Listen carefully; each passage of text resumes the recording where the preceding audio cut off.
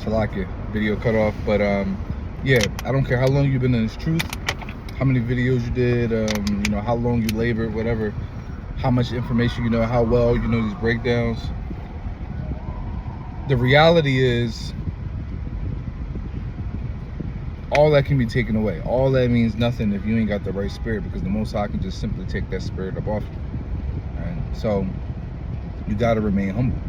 Right? Humility is one of the most important traits that we must have in this truth if we want to see salvation, if we want the Lord to have mercy on us.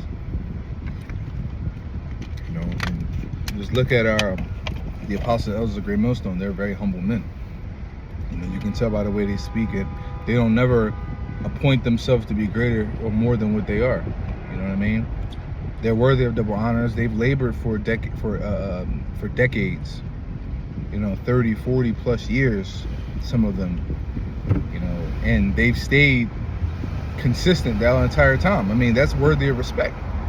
But guess what? They don't give themselves that respect. They don't puff themselves up. They don't put themselves on any level, all right? If men give them that reverence, cool, but they never boast in that. You know what I mean? They always speak like they're coming from a place of hope. Lord willing, I be delivered. If I endure unto the end. That's how they speak.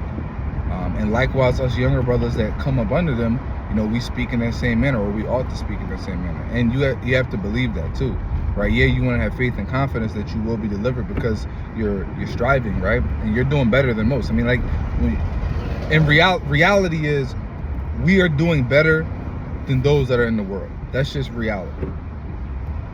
So you have that level of understanding. That should give you a level of confidence, right? And then as you go through your walk, you're going to realize that you're going to be put in certain situations where you're going to be afflicted, and you're going to be in experiences where you may not see an out, but the Most High makes a way to escape. And it increase your faith and boost your faith to show you that then the Lord is dealing with me. You know what I mean?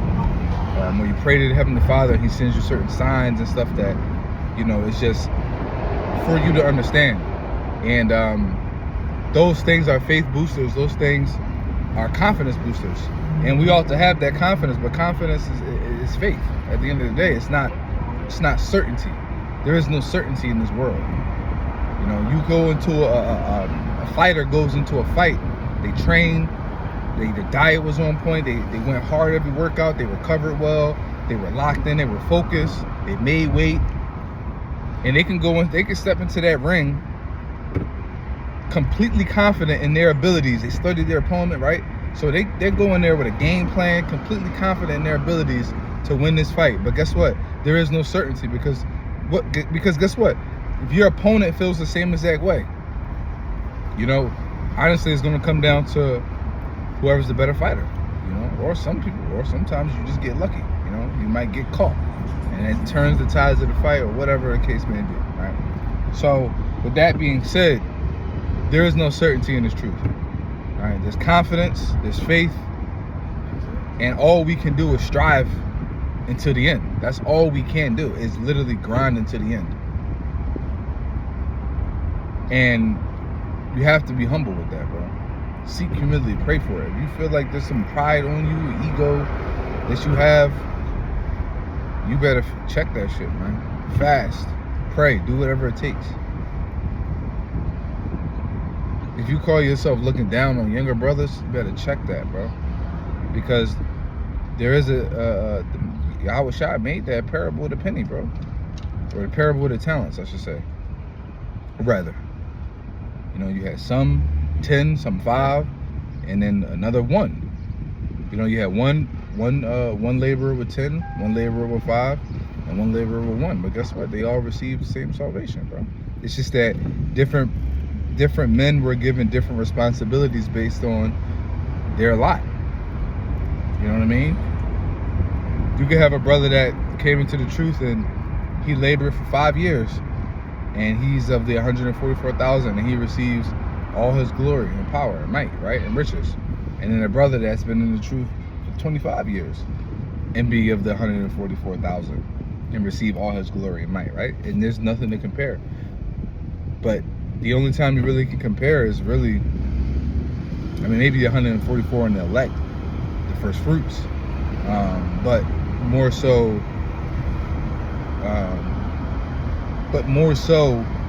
the elect in 2/3, right? Those that taste death on this side. It's going to be a big difference when they come back, because all Israel is going to be saved initially in the end. So you also have to have humility with that too, right? Understanding that, and when dealing, especially when dealing with our people, you got to be humble to the point where it's like, you already know that the Most High in the end is going to deliver all spirits of Israel, right? But the difference is that those spirits that taste death on the side, they're going to taste a gruesome death, a painful death, a shameful death. And then when they come back into the kingdom, when they get reborn in the kingdom, they're going to have that shame, that shameful spirit. They're going to be rich. They're going to live forever, right? You're going to be greater than the heathen, but in comparison to the elect, oh man, it's going to be a huge difference, bro.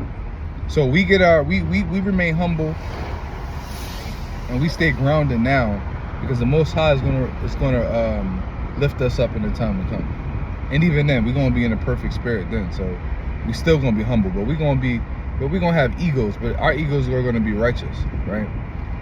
And they're going to be really directed towards the heathen. But even with that, you know, we serve a just God, bro. So we're going to move justly.